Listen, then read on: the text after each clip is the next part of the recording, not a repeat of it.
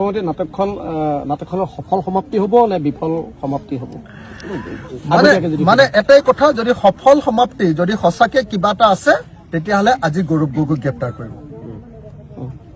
আৰু যদি আজি গৌৰৱ গগৈক গ্ৰেপ্তাৰ নকৰি কেছটো আমি দিল্লীলৈ পঠিয়াই দিছো, কেছটো আমি NIA লৈ পঠিয়াই দিছো, কেছটো আমি হোম ডিপাৰ্টমেণ্টলৈ পঠিয়াই দিছো, এইবিলাক কয় তেতিয়াহ'লে আমি ক'ম যে এইখন চিৰিয়েল। চিৰিয়েল মানে আমাৰ হেৰিখন যে আছে কি কয় বেহাৰবাৰী আউটপোষ্ট, বেহাৰবাৰী আউটপোষ্ট শেষ হয় জানো? বেহাৰবাৰী আউটপোষ্টত কোনো ৰিজাল্ট নাই, হয় নে নহয়? সদায় চলিয়ে থাকে। গতিকে মুখ্যমন্ত্ৰী হিমন্ত বিশ্ব শৰ্মাই আমাৰ প্ৰদেশ কংগ্ৰেছৰ সভাপতি গৌৰৱ গগৈ ডাঙৰীয়াৰ বিৰুদ্ধে যি অভিযোগ আনিছে সেইটো বেহাৰবাৰী আউটপোষ্ট নে বেহাৰবাৰী আউটপোষ্টৰ নিচিনা এখন চিৰিয়েল নে আচলতে এইটো এটা অপৰাধ?